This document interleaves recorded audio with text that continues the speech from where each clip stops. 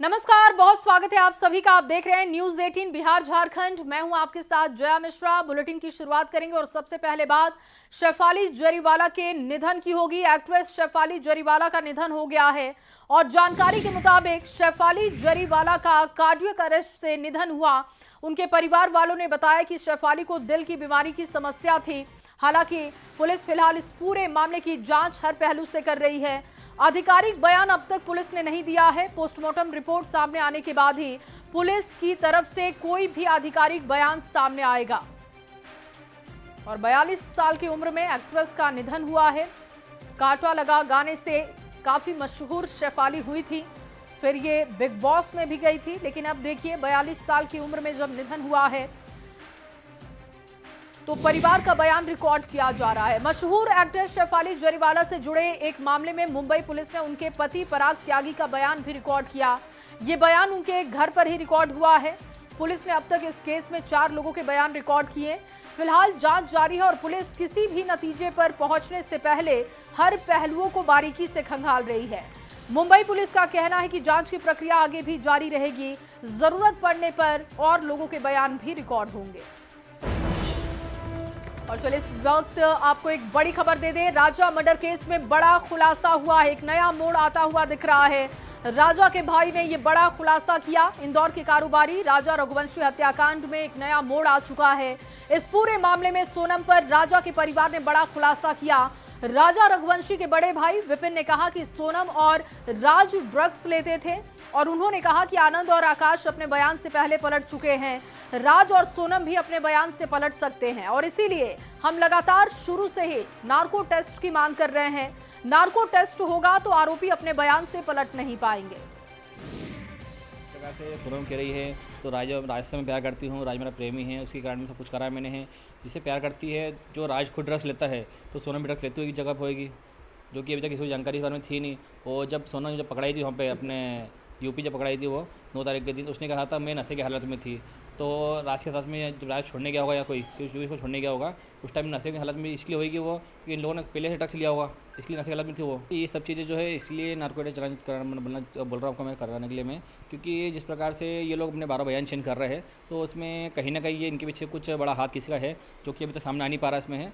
और इसी प्रकार से जो है नार्कोटिक जाँच करते कभी है तो सोनम और राज की जब नार्कोटिक जाँच होती है इसमें कुछ खुलासा ऐसा होगा जो कि अभी तक किसी को सोचा भी नहीं होगा किसी ने, क्योंकि जिस प्रकार से मेरे भाई को मारा गया है वो एक बलि की प्रकार से मारा गया। जैसे कि किसी जब बलि देते हैं तो पहले उसका गला काटते हैं, उसी प्रकार से इसका पहले गले पे हमला किया गया है।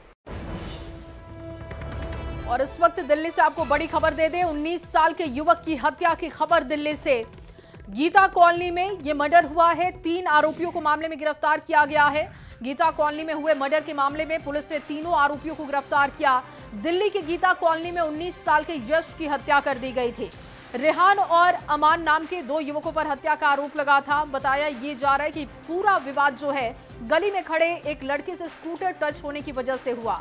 गली में लड़कों के बीच झगड़ा बढ़ा और फिर यश पर चाकुओं से हमला किया गया। मरने वाले का नाम यश है। यश की उम्र 19-20 साल है, तकरीबन 19-20 साल के आसपास है। और इसको जिसने मारा है उसका नाम अभी जो हमारे सामने आ रहा है उसका नाम अमान है और एक लड़के का नाम और आ रहा है जिसका नाम रेहान है। इन दोनों ने मिलकर इसको बैक में चाकू मारा है, लोअर बैक में, जिसकी वजह से यश की मौत है।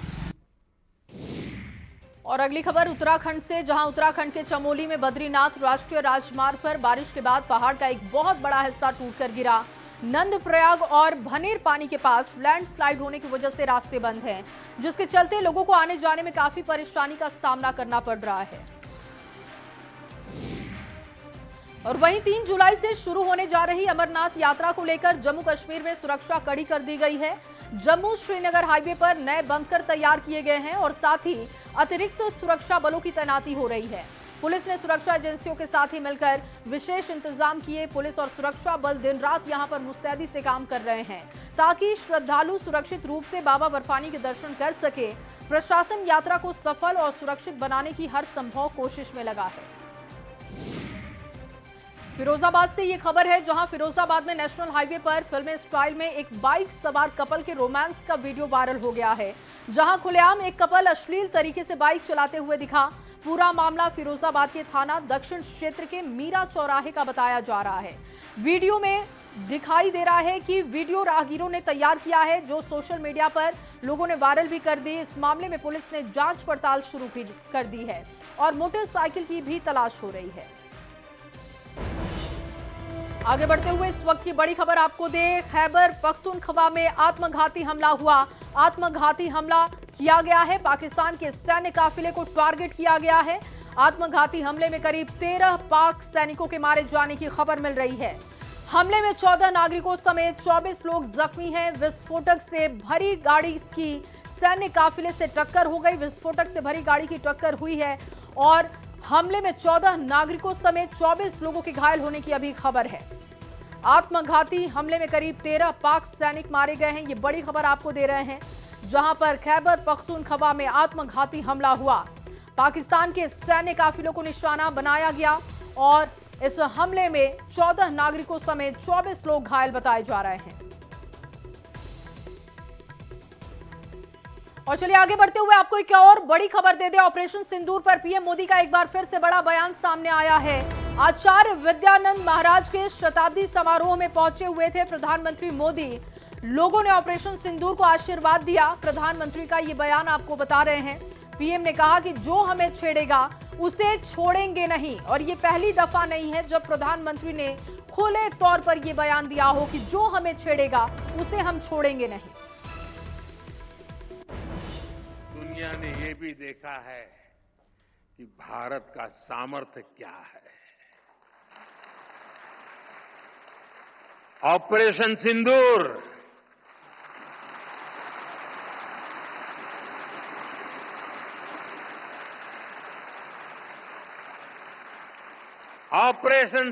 आतंकवाद के खिलाफ भारत की कठोर नीति को दुनिया के सामने एकदम स्पष्ट कर दिया है।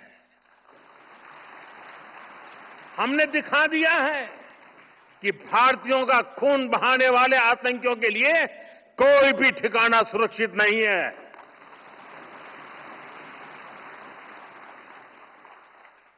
साथियों, आज का भारत देश हित में जो भी हो सकता है और जो भी सही है उसके हिसाब से कदम उठाता है। और आगे बढ़ते हुए बिहार झारखंड की खबरों पर नजर डाल लेते हैं। देखिए, मुख्यमंत्री नीतीश कुमार ने पटना के बापू सभागार में नव चयनित 21,391 सिपाहियों को नियुक्ति पत्र दिया। इस दौरान सिपाहियों ने शराबबंदी को सख्ती से लागू करने और जिंदगी भर शराब का सेवन नहीं करने का शपथ भी लिया। मुख्यमंत्री नीतीश कुमार ने कहा कि जल्द ही 55,000 और पुलिस पदों पर बहाली होगी। उन्होंने अधिकारियों को जल्दी भर्ती प्रक्रिया पूरी करने के निर्देश दिए। मुख्यमंत्री ने कहा कि पुलिस में खाली पड़े पदों को भरा जाएगा। अब बिहार पुलिस में 2,29,000 लोग होंगे। जरूरत होगी तो और ज्यादा बहाली होगी। सीएम नीतीश ने अधिकारियों को खड़ा करते हुए सवाल भी पूछा कि बताइए, खाली पड़े हुए पदों को जल्दी बहाली करेंगे ना। कार्यक्रम में मंच पर मुख्य सचिव से लेकर गृह विभाग के प्रधान सचिव, डीजीपी से लेकर तमाम बड़े अधिकारी पहुंचे थे।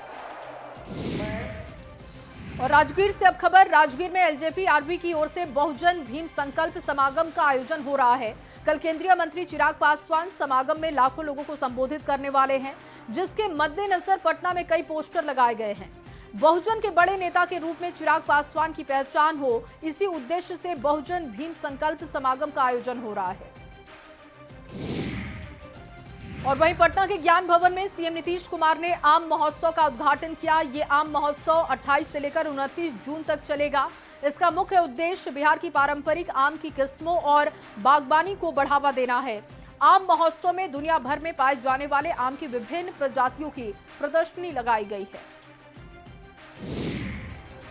अब सिवान से खबर, जहां सिवान के महाराजगंज में बीजेपी सांसद जनार्दन सिंह ने तेजस्वी के बयान पर निशाना साधा। उन्होंने कहा कि वो भूल गए हैं कि उनके पिताजी के राज में लाठी में तेल पिलावन और चरवाहा विद्यालय चलाने का काम होता था। गाड़ियों में लोग बैठकर राइफल का नाल निकालकर घूमते थे। अब सुशासन की सरकार है, किसी को हिम्मत नहीं कि नाल निकाल कर वो चले। बता दें आपको कि तेजस्वी ने कहा था कि हम कलम बांट रहे हैं और मुख्यमंत्री गांव और पंचायतों में हथियार बांटने का काम कर रहे हैं। जो सत्ता जो है वास्तव में नीतीश जी की सत्ता सुशासन की सत्ता के नाम से जानी जाती है। और जो उस समय क्राइम था, जब यहाँ के तेजस्वी जी के पिताजी जब शासन में थे, तो लोगों का क्राइम देख कर रूह कांप जाता था। और उसमें एक नहीं, कोई नहीं वंचित था। न हमारे इंजीनियर्स वंचित थे, न डॉक्टर्स वंचित थे, न व्यवसायी वंचित थे, न किसान वंचित थे, कोई वंचित नहीं था। सब अपहरण कब हो जाएगा, कब किसकी हत्या हो जाएगी, किसी को ये हमें लगता था कि वो अंदाज भी नहीं कि घर से हम निकल रहे हैं तो उधर से हम आएंगे कि मेरा बॉडी आएगा, इसके बारे में कोई नहीं सोच करके निकलता था बाजार में। रांची से खबर, जहां रांची में बीजेपी के प्रवक्ता और राज्यसभा सांसद जफर इस्लाम ने कोलकाता में रेप की घटना पर निशाना साधा। उन्होंने ममता बनर्जी पर महिलाओं की सुरक्षा की अनदेखी का आरोप लगाया। साथ ही कहा कि ममता बनर्जी को आम लोगों की सुरक्षा और हित से कोई मतलब नहीं, वो सिर्फ गुंडा तत्वों को संरक्षण देती है। ममता बनर्जी को कोई चिंता ही नहीं है महिलाओं के सुरक्षा के लिए। खुद वो महिला मुख्यमंत्री हैं, लेकिन उनको चिंता ज़्यादा है उनके अपने जो एंटी सोशल एलिमेंट्स है उनके बारे में चिंता है।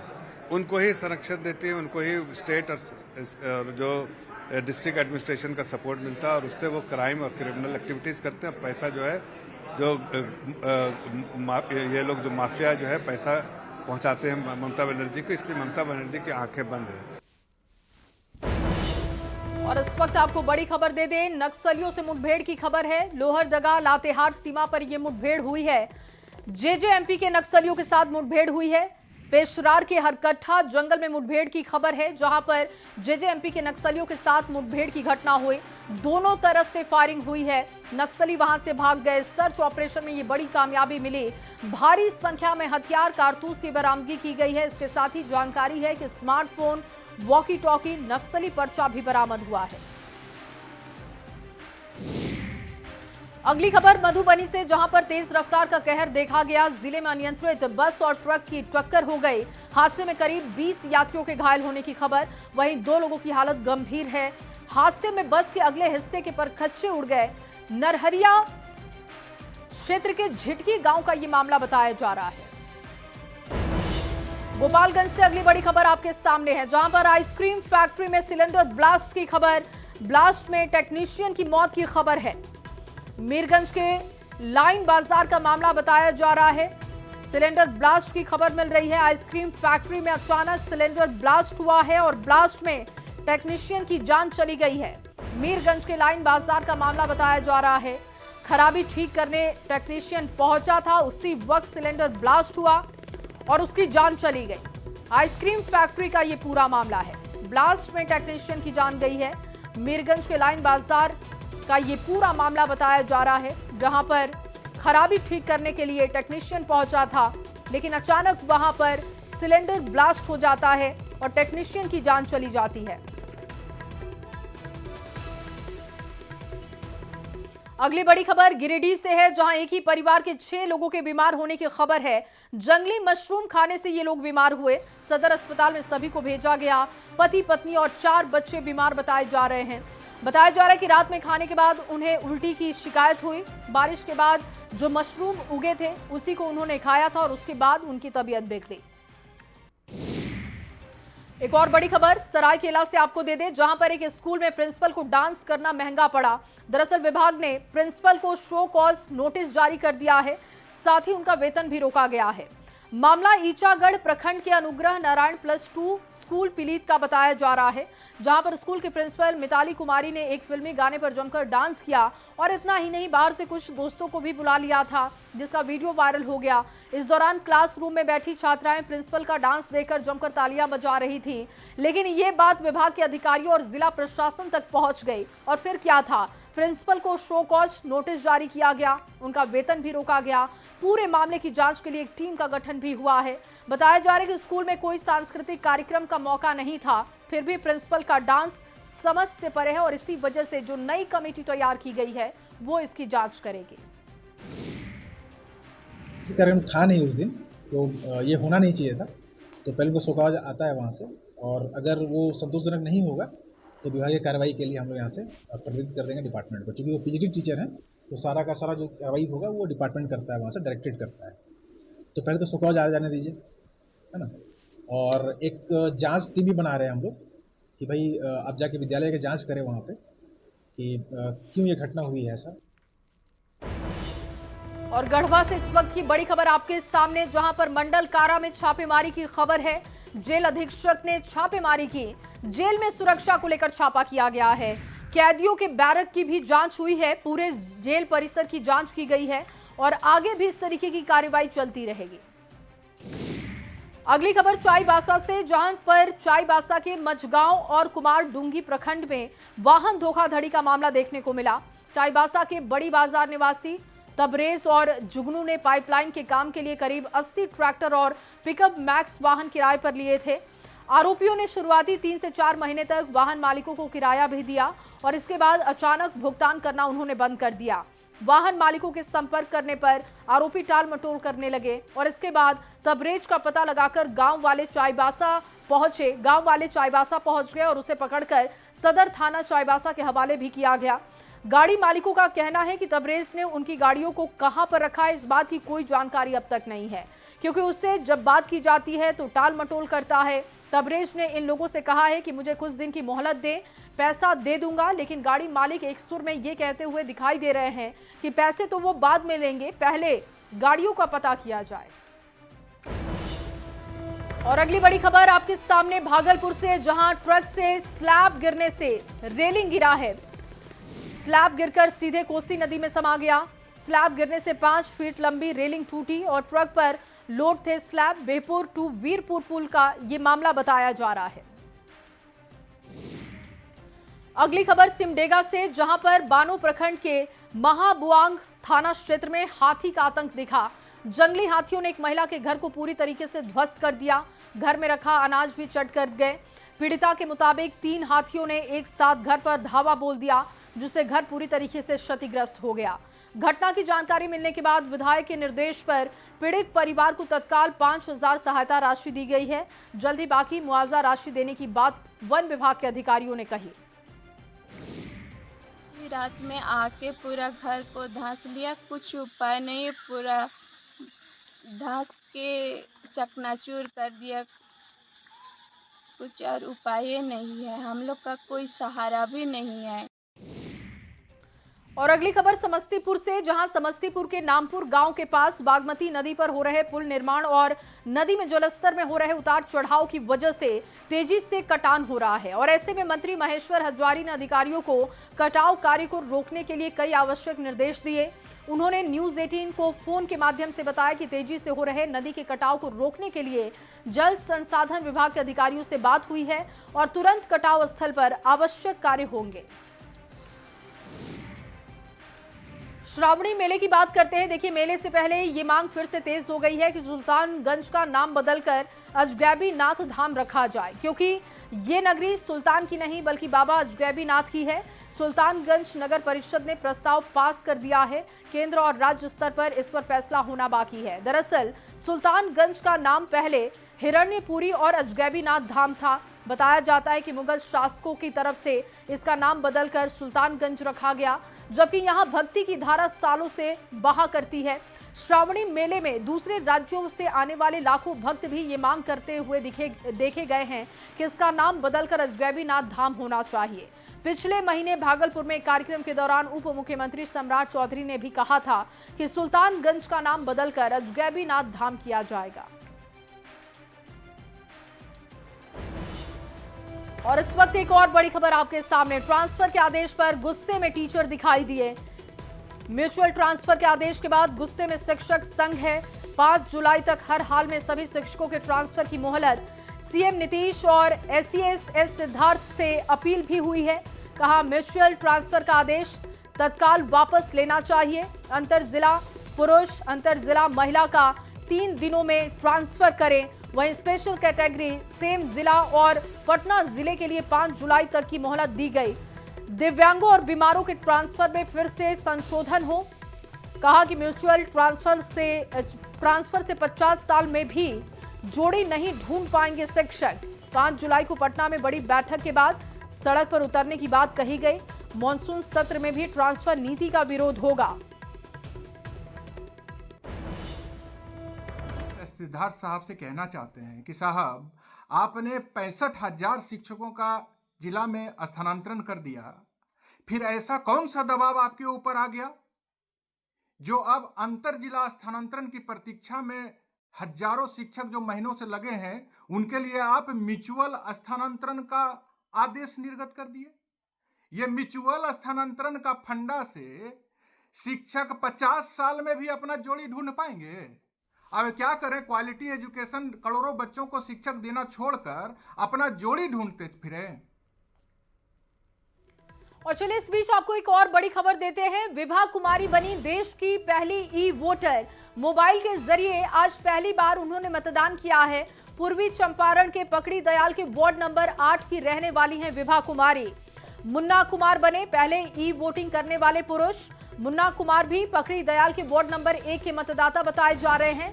नगर निकाय चुनाव में मोबाइल से दुबई और कतर से भी मतदाताओं ने मतदान किया। बिहार ई वोटिंग कराने वाला पहला राज्य है और देखिए विभा कुमारी पहली मतदाता बन चुकी हैं जिन्होंने ई वोटिंग की है।